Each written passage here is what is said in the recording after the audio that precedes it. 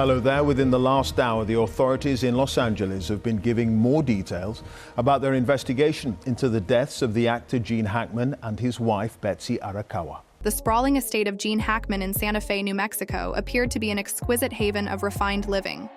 Grand architecture, lush courtyards, and meticulously curated art collections spoke to a life of success and creativity. Yet behind that facade loomed a shadow that no amount of luxury could dispel. Rumors whispered through the corridors, pointing to a single door that no one was allowed to open.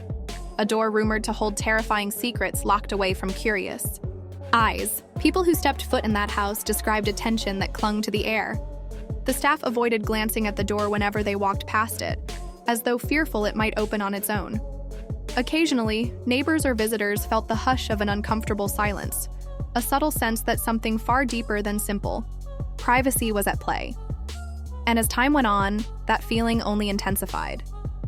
If there's one place known for turning mild intrigue into bone-chilling legend, it's the court of public opinion. Word spread, theories blossomed, and a swirling tide of questions formed. Why would such a celebrated figure guard one particular room so fiercely? What was inside, or perhaps below, the estate that compelled him to enforce strict boundaries? And how did federal agents become involved in a story that seemed like pure fiction? The deeper people dug, the more tangled and ominous the tale became. Now, as more clues surface, the truth behind Gene Hackman's forbidden door might be more unsettling than anyone ever imagined. Gene Hackman's Santa Fe residence was the envy of many. Tall gates, sweeping driveways, and gardens that appeared to roll out like a green ocean under the endless New Mexico sky. Inside, every room boasted its own personality, with vintage tapestries, polished wood floors, and a sense of history woven into each corner. Yet from the day Hackman and his wife Betsy Arakawa moved in, they imposed an oddly specific rule. No one, absolutely no one, was to open the dark wooden door at the far end of the west corridor. At first, staff members chalked it up to eccentricity. Celebrities often have private vaults where they store valuables, diaries, or memorabilia too precious to show the public. In an industry where privacy is constantly invaded, a locked door is hardly a shock. Still, something about this command struck the houseworkers as extreme. Some overheard Hackman insisting that even routine cleaning or maintenance staff avoid that portion of the corridor. If the doorknob so much as jiggled, it sparked immediate concern. Talk of this rule became the topic of hushed conversations in the kitchen, by the stables, and in the staff quarters. No one had ever seen a key, and Hackman himself rarely referenced the door. Yet occasional nighttime occurrences, faint thuds, whispers that seemed to trickle out during the still hours, drove speculation. Each whispered rumor turned more sinister with every retelling. For a while, folks tried to dismiss it, labeling the house old, the noises structural creaks, and the vibes overactive imagination. But with each unexplained incident, the atmosphere in that hallway grew heavier. Soon, the hush around the mansion wasn't merely about politeness. It felt like a silent pact was forming. Everyone suspected something lurked behind that door, but no one dared voice it too plainly. Human curiosity, however, can only be subdued for so long. A single mystery left unsolved has a way of gnawing at the mind, and in those early years, that door was the splinter no one could yank out. Even those who tried to remain skeptical couldn't escape the prickling sense that something extraordinary was hiding in plain sight. In the west corridor, where late afternoon light turned the walls a hazy gold, the door itself was unremarkable at a glance. Plain, dark wood without an ornate handle. Yet people who passed by claimed there was an unmistakable atmosphere about it, as if it radiated an almost electric tension. One staff member later recalled how goosebumps prickled her arms the moment she approached it for dusting. It was as if the air itself became colder. Most staffers maintained a strict routine that steered them clear of the door altogether. If someone needed to pass down that hallway, they kept their gaze forward, ignoring any odd sensations. But from time to time, glimpses of movement from the corner of one's eye sparked alarm. Housekeepers whispered about a flickering shadow beneath the door, like someone pacing inside. At night, strange tapping noises echoed, then abruptly stopped whenever footsteps approached. Then there were the whispers, soft, unintelligible murmurs that seemed to leak out in the late hours, especially on nights when the wind was calm. Few staffers insisted they heard multiple voices, as though arguments or conversations were taking place just beyond the threshold. Yet whenever someone took a bold step closer, the sounds ceased, leaving nothing but silent darkness. Those bizarre experiences built layer upon layer of dread, giving rise to bizarre theories. Some insisted the door was cursed or possessed by a lingering spirit, while others suspected hidden technology or an experimental project best left unmentioned. Even more peculiar was a barely visible mark etched near the top of the frame. It resembled two interlocking circles with a single straight line running through them. Most of the staff overlooked it, but a few, possessed by curiosity, would lean in for a closer look. No one knew its significance or origin, and Hackman never acknowledged it.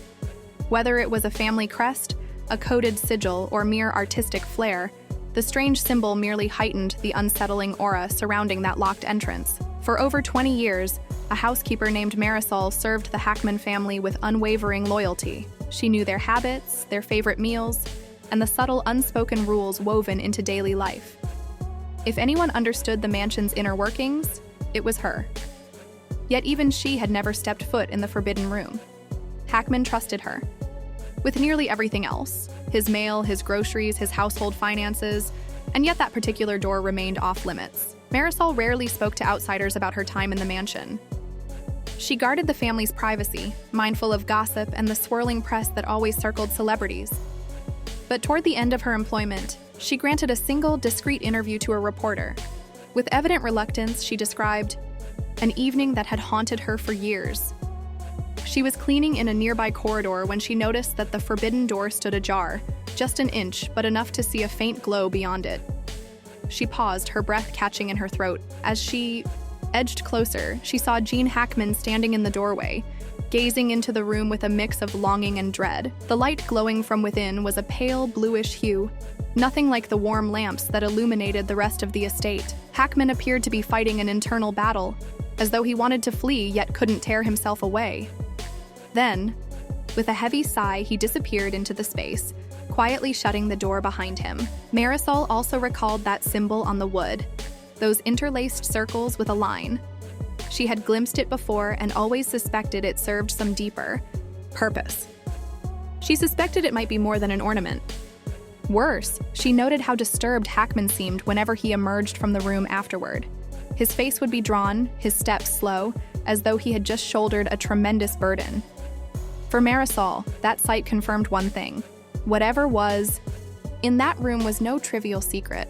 Something inside might have weighed on Hackman's conscience, or perhaps terrified him. After years of service, she finally spoke the words that had kept her awake at night. He looked like a man trapped by something he never wanted to face.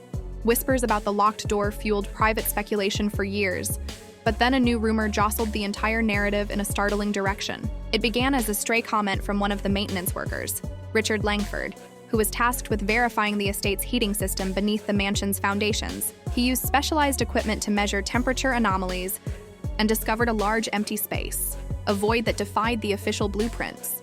A subterranean tunnel, or perhaps a sealed room. Langford reported this finding to the property manager, expecting further investigation to address structural concerns. Instead, he received a stern warning to drop the matter altogether. The manager insisted there was nothing unusual beneath the mansion and effectively shut the conversation down. It was an extreme reaction over a simple maintenance anomaly, and Langford left with the uncanny sense that the household was guarding yet another secret, perhaps one that connected directly to the forbidden door. Soon after, neighbors began recounting a bizarre event. Unmarked black SUVs rolled up to the front gate late one night, their occupants wearing dark clothing and exuding an air of authority. Some neighbors believed they were federal agents, possibly from the FBI, though no formal statements were ever released. Several individuals claimed they spotted the letters FBI on a jacket in the glare of a floodlight, but the local police station insisted they had no record of any operation at Hackman's address. Uncertainty turned to conspiracy, prompting theories about clandestine passageways, hidden vaults, and even references to old Civil War-era tunnels supposedly used by wealthy families to move valuables, and possibly people, out of sight. Nobody had any concrete answers, but the mere possibility of a secret tunnel linking to that forbidden room inflamed the public's imagination. There was a sense that the puzzle was growing more elaborate with each clue, drawing attention from forces much larger than a single retired celebrity's household staff. Just when the story couldn't get any stranger, a single number, 701, began popping up on social media platforms. It started as an obscure reference that almost no one understood. An anonymous account on X, formerly Twitter, posted a cryptic message: Hackman Mansion, 701, buried secrets. People scrolled past it without much thought, but within hours, other accounts echoed the same figure, saying things like, "If you know about 701, you know it can't remain hidden forever." Then came a viral TikTok video titled 701, The Terrifying Mystery Beneath Hackman's Mansion. It featured grainy images of the house's basement, the rumored tunnel site, and dramatic voiceovers alleging that 701 could represent a staggering number of bodies, a sealed FBI file, or even the sum total of missing persons connected to an unidentified network. No evidence was provided, but viewers were enthralled by the dramatic claims and the creeping sense that something grotesque lay beneath the polished floors. Overnight, internet communities lit up with frantic debate. Some users devoted entire forum threads to dissecting the possibility of 701 skeletons hidden in catacombs. Others guessed it might be an official case number, or the coded name for a top-secret project. Strangely, many of these posts and references vanished soon after being published. On Reddit, threads about 701 were locked or deleted. TikTok videos pushing the theory disappeared under mysterious circumstances. That pattern of censoring only fueled suspicion that people in high places might be orchestrating a cover-up. Skeptics pointed out that no official law enforcement statement had acknowledged any 701 discovery. Meanwhile, a user claiming to be a former maintenance worker at the Hackman estate posted a chilling remark: "I can't confirm everything, but it's worse than you think. Stop digging. Some secrets are meant to stay buried." Within hours, that user's account was deactivated. The swirl of rumors and abrupt silence left many with the unsettled feeling that 701 was more than just a random number. It might be a cipher to a deeper, more horrifying truth. As rumors about 701 gained momentum, the sense of an official blockade around the Hackman Mansion story became too large to ignore. Journalists, both local and national, tried to get answers. They filed Freedom of Information Act requests related to any federal raid or searches of the property, only to receive letters stating the documents were classified, or that no records existed for the queries submitted. Multiple attempts to interview Gene Hackman or Betsy Arakawa directly went unanswered. Then, a user calling themselves Shadow Witness appeared on an underground forum, claiming they had ties to intelligence circles. They argued that the sealed documents contained revelations not only about Hackman's estate, but also about a bigger ring of influential figures. They hinted that the mansion might have served as a meeting ground or storage site for activities that could upend reputations and even careers in politics. The user vanished from the forum after making these claims, leaving behind a digital trail of ominous posts that were promptly scrubbed. Simultaneously, people close to Hackman retreated from media appearances. One of his former private chefs, speaking under condition of anonymity, said she overheard Betsy making hushed phone calls. "We can't let this get out," Betsy allegedly muttered in a trembling voice. Another longtime staff member recalled seeing what looked like official documents stamped with bold red restricted access warnings. When asked if he was certain, he nodded vigorously, describing a sense of dread that hung in the air whenever those papers came into view. Sanchidi Yao, clampdown grew tighter. The public's imagination ran wild. The pattern of silence, abrupt user deletions online, and quiet retractions from past staffers gave weight to the idea that a well-orchestrated cover-up was underway.